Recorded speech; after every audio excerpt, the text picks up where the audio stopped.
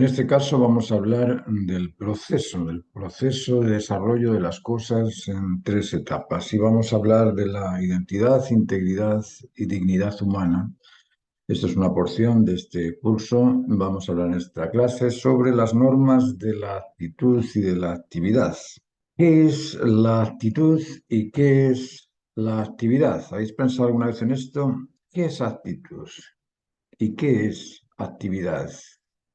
¿Qué hay de la una en la otra?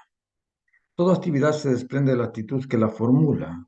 La actitud es un estímulo emocional y la actividad es el impulso motriz que obedece y responde a la actitud emocional estimulante que la origina. Aquí tenemos esa dupla del inicio, que es la actitud, es esa actitud que tenemos de hacer las cosas, y la actividad, que es aquello que nos mueve a hacer aquello que queremos hacer.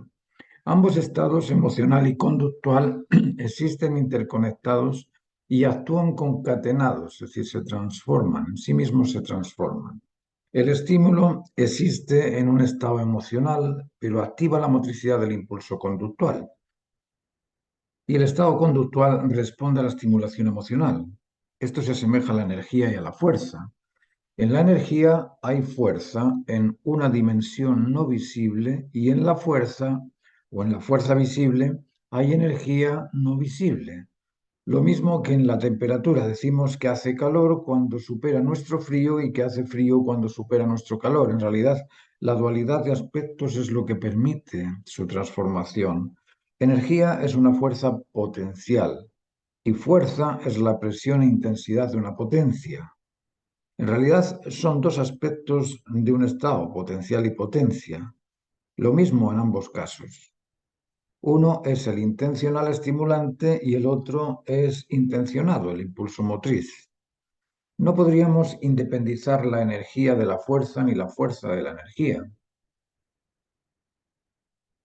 Al comprender la concatenación de la energía con la fuerza y de la fuerza con la energía, entendiendo por concatenar el enlace de hechos o la vinculación de ideas que guardan entre sí una relación lógica de causa y efecto, causa y consecuencia, se llega a la comprensión de que ambas son facultades de una misma potencia. El drama intelectual que hemos padecido a lo largo de la historia es la división de aspectos homogéneos de una entidad. Y esa división en singularidades inexistentes, porque la causa no es independiente del efecto, ni este es de su causa. Pensar en el individuo humano como objeto independiente del universo o pensar en órdenes civiles independientes de las ordenanzas cósmicas altera el ordenamiento ecológico. El individuo es una porción del mundo y está en el mundo. Consecuentemente, por sobre sus apetitos particulares se debe a la normativa de la ordenanza universal. En el universo está todo conectado con él y en él. Y él es por sobre cada particularidad del individuo. Esto contradice la versión del ámate a ti mismo para amar al otro. Lo invierte por el beneficia siempre a todo para que beneficies tú también. Es decir, está bien amarse. La autoestima es algo que debemos de madurar, ¿no? Y para desarrollar esa autoestima debemos querernos, debemos saber qué es lo que somos, tener esa independencia y esa unicidad porque somos únicos y amar la dignidad del ser. Claro que sí. Pero no podemos invertir eso sobre el beneficia siempre a todo para que te beneficies tú también, porque la única manera de beneficiarnos todos es beneficiando al todo. Cuando beneficiamos al todo, cuando tenemos ese bien común y hacemos las cosas porque son buenas, son válidas para todos, en ese validar a todos nos validamos nosotros también. Así que no debemos invertir ese ámate a ti mismo para amar al otro por sobre el ama al otro para que te amen a ti también y te seas amado tú también. Decimos que libertad es la capacidad de optar por lo que beneficia siempre a todo, porque lo que beneficia siempre a todo no perjudica nunca a nada. Esta sentencia justifica lo antes mencionado. debemos de comprender cuál es el verdadero significado de la libertad. Libertad no es libertinaje, no es hacer lo que nos dé la gana, no es pensar en que yo puedo hacer, vale, yo me voy a envenenar y voy a seguir tranquilo, yo me voy a golpear la cabeza y voy a seguir tranquilo, no, yo voy a darme contra un árbol, me voy a tirar desde un edificio de 15 pisos y voy a salir corriendo. No, tenemos libertad de hacer aquello que es válido. Aquello que nos beneficia siempre a todo, cuando beneficia siempre a todo, no perjudica nunca nada y de esa forma nos hace libres del reclamo, de la acusación, del rechazo, que son los tres aspectos que nos esclavizan, los tres aspectos que nos agreden, que nos dañan, que nos duelen. Cuando alguien se queja de nosotros, nos reclama, nos duele, nos molesta. Cuando alguien nos acusa, nos duele, nos molesta. Y cuando alguien nos rechaza, nos duele, nos molesta, nos molesta también. Comprendiendo esto, la primera de las normas a cumplir en el desarrollo del ser normado es la incondicionalidad ante el máximo deber necesario. Esa es la actitud correcta. Es decir, si comprendo que libertad es la capacidad de optar por aquello que beneficia siempre a todo, tengo que darme al bien común, al sentido común, al ideal común, tengo que darme por el bien de la totalidad de las especies, por el bien biológico, ecológico, por el bien físico y por el bien mental, por el bien de la totalidad. Y ese darme por el bien de la totalidad me obliga a ser incondicional ante el máximo deber necesario. Luego, ser incondicional ante la máxima necesidad en la casa, ante la máxima necesidad en el barrio, ante la máxima necesidad nacional, eso es la actitud correcta. Cuando hablamos de actitud y actividad, la actitud debe ser esa, pensar en el bien común, en el sentido común, en el ideal común, aunque esto parezca filosófico nada más, es bien acotado a tierra, porque si no operamos en pro del bien común, nosotros nos perjudicamos también. Ser incondicional ante el máximo deber necesario indica que el individuo se debe a las necesidades y deberes que benefician al conjunto por sobre las decisiones particulares e individuales de cada uno. Superar los apetitos, gustos, deseos, las preferencias, las ambiciones, la codicia, la envidia, la terquedad, toma su tiempo, sobre todo en un ambiente totalmente contrario. Pero es un mandato de la naturaleza humana y no cumplirlo nos desintegra, nos inhumaniza, nos desune, nos separa de nuestra condición natural humana. Luego, la integridad humana no se establece siendo egoísta, no se establece siendo narcisista, independiente o aprovechado. Se logra mediante la generosidad y voluntariedad por el bien de todo. Esa es la actitud normal. Y a lo largo de la historia hemos visto que aquellos a los que llamamos profetas o santos o estos seres glorificados han sido glorificados por su incondicionalidad. Desde la infancia hasta la ascensión a la dimensión de Estado, el individuo debe habituarse a responder incondicionalmente ante cualquier deber necesario, evaluando lógicamente la importancia del mismo. Esa actitud incondicional produce actos y actividades atractivas que facilitan la conectividad y la vinculación afectiva entre personas. Incondicional es toda especie y cada individuo de toda especie existente. La naturaleza directiva inherente instintiva es protectora de la vida, el mantenimiento de la misma y la perpetuidad de la misma. Estos tres aspectos, vida, conservación y perpetuidad, son aspectos universales por todos compartidos. Todo individuo se ofrece por esta finalidad compartida, por vivir, por mantenerse y por perpetuarse. La especie humana forma parte de la totalidad de las especies e instintivamente busca y pretende la incondicionalidad frente a estos tres desafíos, la vida, la conservación y la perpetuidad. Pero es libre, autónomo y responsable, y como es libre, debe actuar incondicionalmente a voluntad, sin ser obligado por nadie, a voluntad, para cumplir su responsabilidad de ser autónomo, es decir, de ser capaz de descubrir y comprenderlo por sí mismo. La especie humana y sus individuos masculinos y femeninos deben responder incondicionalmente ante el máximo deber necesario a cumplir, por su propia importancia o su urgencia. Este mandato no es gubernamental ni de costumbres sociales, es una norma de la naturaleza humana coincidente con la naturaleza de la creación. Ser normal es ser normado, y ser normado es normalizarse en la justicia universal. La segunda de las normas a cumplir en el desarrollo del ser normado es la dualidad complementaria en la jerarquía de valor. ¿Qué es esto? Ser hijo es nuestra primera etapa a cumplir. Debemos de cumplirnos como hijos. E hijo es descendiente de los padres. Descendiente es algo distinto a ascendiente. El ascendiente sube, ascenso. El descendiente baja, descenso. Bajar de los padres tiene una significación importante para ellos, que es el descendiente o que el descendiente debe comprender. Los padres, antes de tener hijos, lo piensan, lo evalúan y lo deciden, sobre la base de asumir el compromiso de orientarlo, educarlo y mantenerlo vinculado. Los hijos son importantes para los padres, independientemente de lo conscientes o no que sean los padres en el acto intergenital. La concatenación con la energía generadora en la unidad del óvulo con el espermatozoo concibe un nuevo generado con una dotación de genes específicos. Esta generación es transformada mediante la unidad entre complementos duales, dual trinitaria. ¿Por qué trinitaria? Porque ninguna de las dualidades complementarias dispone del poder de decidir o de determinar la vida del nuevo ser. Esa facultad es propia de un tercero. Ese tercero es la energía vital.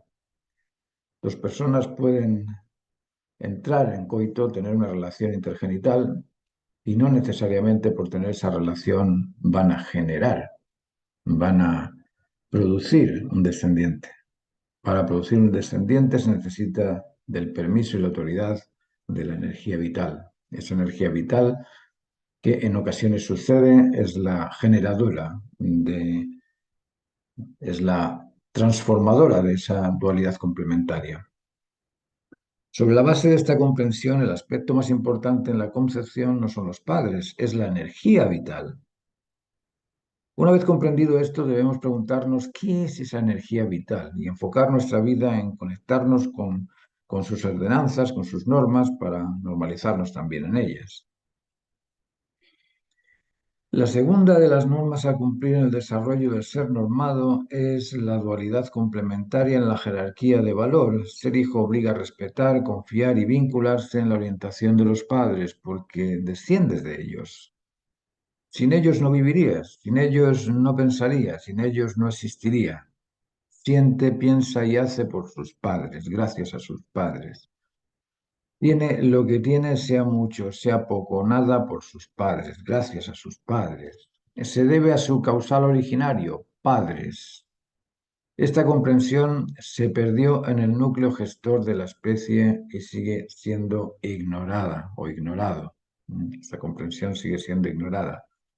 ¿Por qué sigue siendo ignorada? Porque, primero que todo, se nos fue la comprensión de la energía vital, que es ese sistema moral, ético y estético que nos permite ser personas. Y después se nos fueron los vínculos filioparentales, parentofiliales, paterno-conyugales, y cuando no tenemos los vínculos, no tenemos confianza, no tenemos respeto, al final se pierde todo y se ignora todo. La dualidad complementaria de la naturaleza exige el respeto, la confianza y la responsabilidad del descendiente ante su integridad generadora. Recordemos que ni el padre ni la madre lo decidieron, la energía vital fue la causa generadora, junto con los aspectos transformadores de dar y responder, que son las posiciones del padre y de la madre. Dar y responder son atributos de una potencia. Toda potencia puede algo y puede ser afectada por algo. Acción, reacción son derivados del poder de una potencia. Lo importante de esta dualidad es la complementariedad. Una cumple o completa a la otra, siendo ambos parte integrante de una sola entidad. La dualidad existe dominada por el centro de la complementariedad. El centro es universal prioritario. La dualidad es particular o accidental. Se puede encontrar otra dualidad, pero si se pierde la complementariedad, ninguna singularidad se completa o se cumple. Esto es necesario saberlo, debéis de entenderlo bien. El centro es universal prioritario y la dualidad es particular o accidental. Y se puede encontrar una otra dualidad, pero si se pierde la complementariedad, ninguna singularidad se completa o se cumple. Si eliminas el amor, no tienes enamorados, por mucho que los repongas, los cambies, busques a unos o a otros, ¿eh? El amor es lo que establece a los enamorados, ¿eh?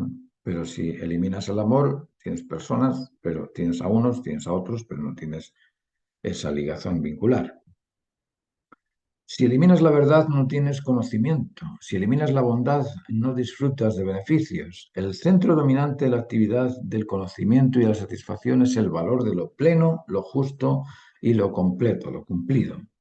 La complementariedad dual es una constante en todo objeto creado. El ser humano masculino o femenino se debe a su complemento de género y a su complemento vincular. La naturaleza masculina se realiza y cumple o completa mediante la complementariedad femenina.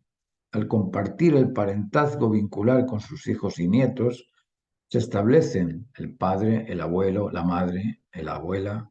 Sin la vinculación afectiva parentofilial o fraterno-conyugal, el individuo, el hombre o la mujer, no adquiere la comprensión de la dimensión completa de la incondicionalidad afectivo-vinculante consanguínea, independientemente de que logre vinculaciones afectivas externas, confraternas o adoptivas. La consanguinidad siempre quedará indicando su carencia. La vinculación filioparental, fraterno-conyugal o parentofilial es la manifestación justificante de la incondicionalidad frente al deber de establecerla. Los vínculos garantizan el establecimiento del valor. La vinculación se basa en la fidelidad y lealtad a las normas naturales, al convencimiento del sentido común, al establecimiento del bien común compartido por el núcleo gestor de la especie o la familia.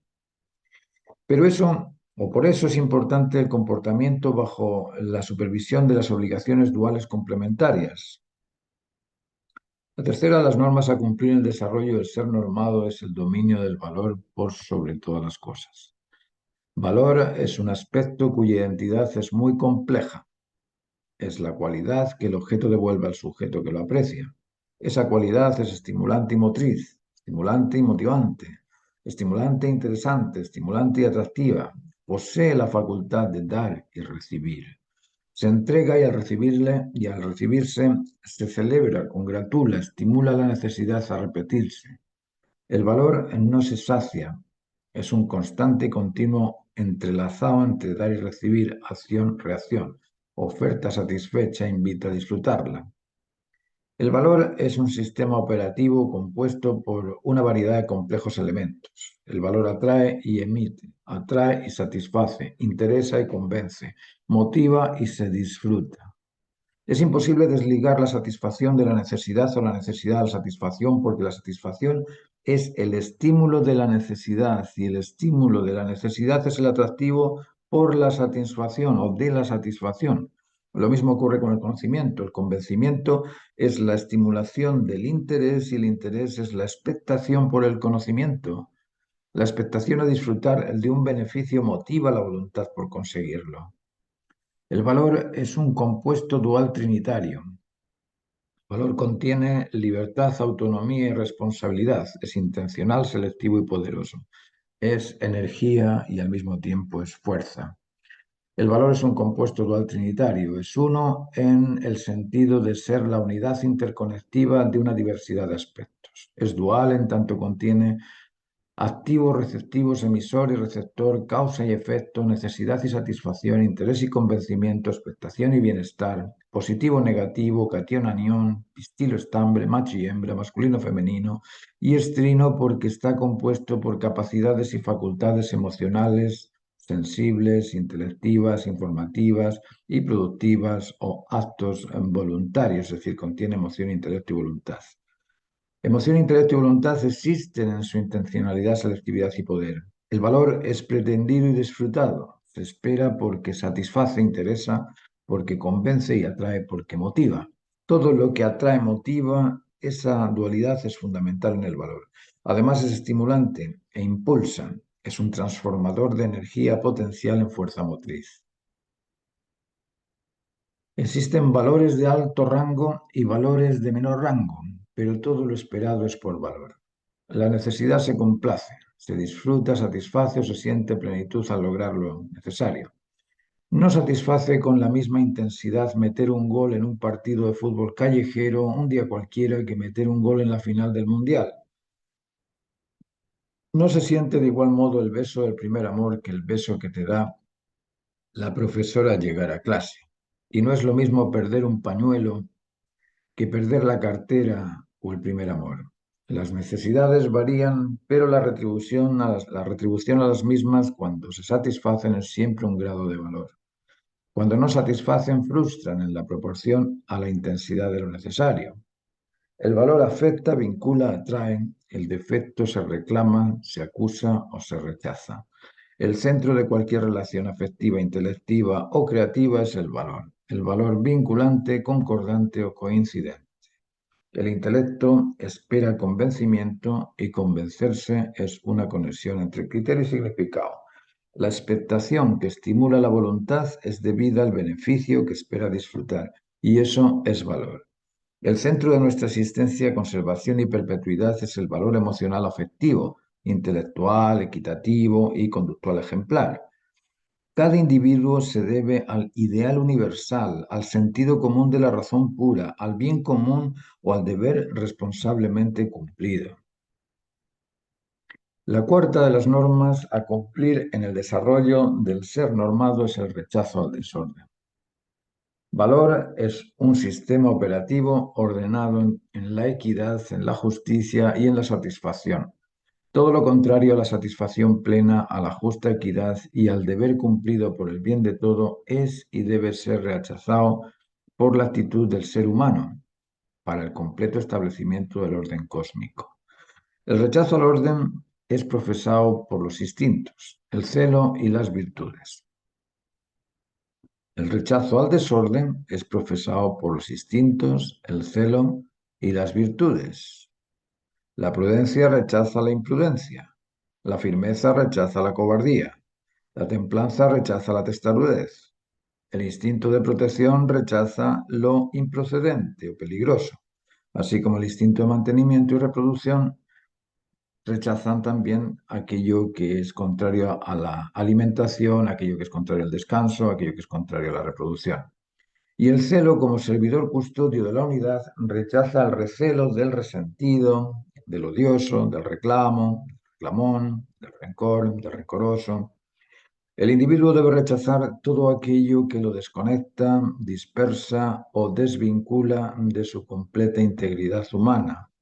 Son muchas las cosas que nos dispersan y separan del ordenamiento natural. Primero, la predilección de lo mínimo por sobre lo total. La particularización, la individualidad, la singularidad, el egoísmo, el narcisismo, la independencia. La sociedad maleduca la sociedad maleduca en la individualidad, el éxito, la competitividad, la superación profesional por sobre la colaboración altruista. La identidad étnica por sobre la identidad humana. Los nacionalismos por sobre la especie. El lenguaje por sobre la comunicación, etcétera, etcétera, etcétera. El abandono de responsabilidades, abandono de posición, es muy común encontrarse frente a abandonos de posición social, familiar y laboral, políticos, líderes o dirigentes que no cumplen sus compromisos o líderes o liderados que no cumplen ante sus líderes, empresarios que no cumplen ante los trabajadores o trabajadores que no cumplen ante sus empresarios, abuelos que no ejercen su responsabilidad ante sus nietos y nietos que no respetan a sus abuelos, padres que no cumplen con sus compromisos ante sus hijos, hijos que no escuchan ni respetan a sus padres, docentes o profesores que no se responsabilizan por la educación de sus aprendices y aprendices que no respetan a sus profesores. Esto es hoy algo común, pero no es normal, es algo anormal. Por eso nos afecta, por eso nos duele, por eso nos agrede. Tercero, falta de dominio o inversión de dominio. La autoridad es responsable de cumplir aquello para lo cual es declarado responsable. Por ejemplo, la policía, junto con la legislación del país, deben ejercer el orden. Pero de nada sirve una policía eficiente ante una legislación ineficaz o una legislación eficaz ante una policía ineficiente. Luego, la falta de dominio de los padres sobre los hijos hace que los hijos se desconecten y se desvinculen de sus padres. Dominio en este caso no es imponerse por la fuerza, no es forzar al otro, no es ponerse por sobre el otro, los otros. Dominio es el autocontrol necesario exigido por el orden natural para saberte limitar, para poder saber limitar al otro, para poder decirle, hasta aquí puedes hacer, de aquí más allá no se puede. Esos límites son los límites del celo. El celo, uno cuando es adulto se da cuenta cuando el celo se está transformando en recelo porque surgen los reclamos, las acusaciones, los rechazos, y ahí frente a ese primer reclamo, esa primera acusación y ese primer rechazo, el adulto debe frenar al hijo y decirle hasta aquí llegamos, este es el límite, ya cambia de tema o hagamos otra cosa o eliminemos este camino de confrontación o de lucha. Luego, el dominio en este caso no es imponerse por la fuerza ante el otro. Los otros, el dominio es el autocontrol necesario exigido por el orden natural. Dominarse a sí mismo permite ordenarse junto al otro. 4. La multiplicación de los errores. Los medios de comunicación social son en su mayoría transmisores de noticias o sucesos mayoritariamente erráticos, accidentes, violaciones, comportamientos indecentes, guerras, asesinatos, competitividad insana, coimas, robos, mafias, drogas, etcétera, etcétera. La multiplicación de lo bien hecho, de lo ajustado, de lo satisfactorio o de lo correcto no es noticia en esta organización cívica contemporánea. La quinta, la quinta norma a cumplir en el desarrollo del ser normado es el respeto al proceso de desarrollo en tres etapas. Todo lo que nace, crece, y todo lo que crece, muere. Nada surge completo, nada surge cumplido.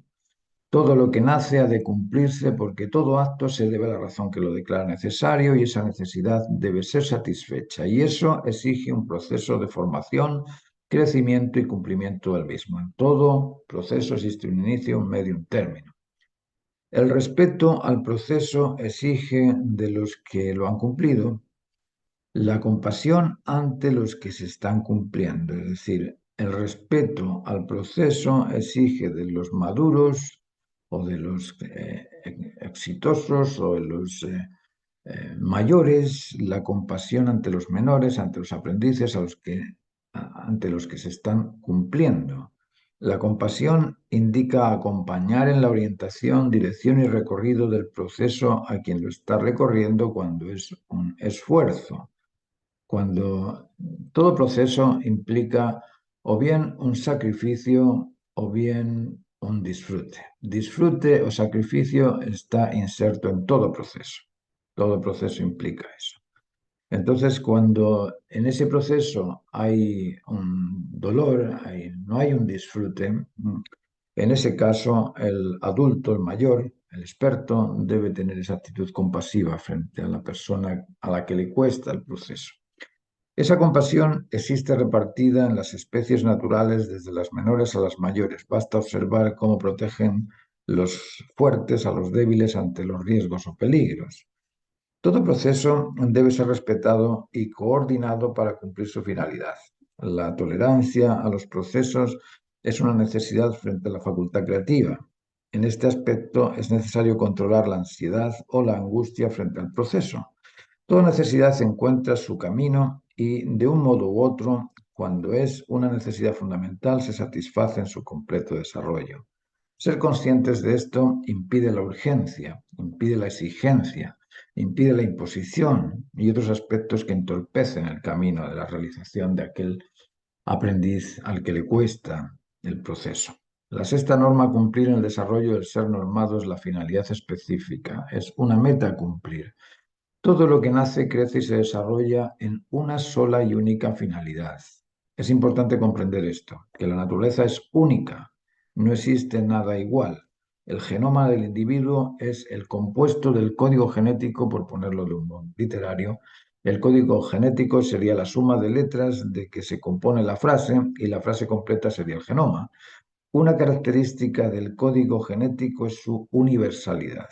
Es decir, el código genético es el mismo para todas las especies, pero no es posible obtener los códigos genéticos de especies distintas porque todas tienen el mismo. Tienen el mismo código genético, pero el genoma es único en cada uno. La unicidad es universal, no existe nada igual a otro. Consecuentemente, cada individuo es fruto de una finalidad específica. Hablar de finalidad específica es hablar de intencionalidad, selectividad y poder. Ninguna finalidad específica podría ser específica sin ser intencionada y seleccionada de entre otras posibilidades. Y pudo hacerse, por lo tanto, contiene poder. Es importante comprender este aspecto de las normas fundamentales de la naturaleza de la creación para descubrir que el proceso de consecución de cualquier cosa es únicamente uno y particular en ese efecto originado por su causa. No es transversal, no pasa de uno a otro, no es evolutivo, es consecutivo con la pretensión originaria de tal causa, tal efecto. Y todo efecto se deriva a su causal originario. La séptima. La séptima norma a cumplir en el desarrollo del ser humano o del ser normado es que toda la creación es fruto de un proceso completo del cumplimiento de una finalidad específica. Es decir, todo se ha hecho para ser lo que es. Esa finalidad específica se ha completado, se ha cumplido. La creación no es fruto de sucesos arbitrarios al azar o espontáneos, sin pretensión alguna o sin propósito, no hay nada de eso. En la creación todo ha sido pretendido y todo ha sido conseguido. La creación es originada en la expectación a disfrutar un beneficio, y esa expectación da inicio al proceso de transformación de los recursos necesarios para el disfrute de la misma. La finalidad de la expectación es solo una, ser satisfecha. Y se satisface con la sensación que justifica tal disfrute, no con otra, solo con esa. Por eso la norma de la finalidad específica es de vital importancia comprender. Esto hay que darle vueltas una y otra vez hasta poderlo entender bien. La creación es originada en la expectación a disfrutar de un beneficio y esa expectación da inicio al proceso de transformación de los recursos necesarios para el disfrute de la misma. La finalidad de la expectación es solo una, ser satisfecha, y se satisface con la sensación que justifica tal disfrute, no con otra, solo con esa. Por eso, la norma de la finalidad específica es de vital importancia comprender. Cuando se comprenden estas 7 normas de la naturaleza de la creación y se aplican al desarrollo de la calidad, la comunicación y la armonía de los proyectos, el progreso bajo estas aplicaciones es deslumbrante. Estas charlas que os estoy poniendo son para escucharlas varias veces porque necesitamos pensar en muchas de las cosas que yo aquí quizá dejo por sabidas, pero claro, a mí me ha costado muchos años llegar a comprenderlas también. Así es que os invito sabéis que yo doy clases de procedimientos técnicos de la pintura y del dibujo y además de eso, pues lógicamente informo a los alumnos de los aspectos fundamentales, de los aspectos filosóficos del arte. Y es que si queréis formar parte del grupo de alumnos que comparten el curso de 24 clases online, me dejáis un mensaje. A continuación os dejo el teléfono y muy agradecido por vuestra escucha. Espero que esta clase haya sido de vuestro interés. Si queréis continuar con el curso de 24 clases durante 3 meses, son 2 clases por semana de 45 minutos cada una en horario flexible. Buscamos la forma de acomodarnos. Nos dejas un WhatsApp en el siguiente teléfono que os dejo a continuación. Gracias y nos vemos en las clases.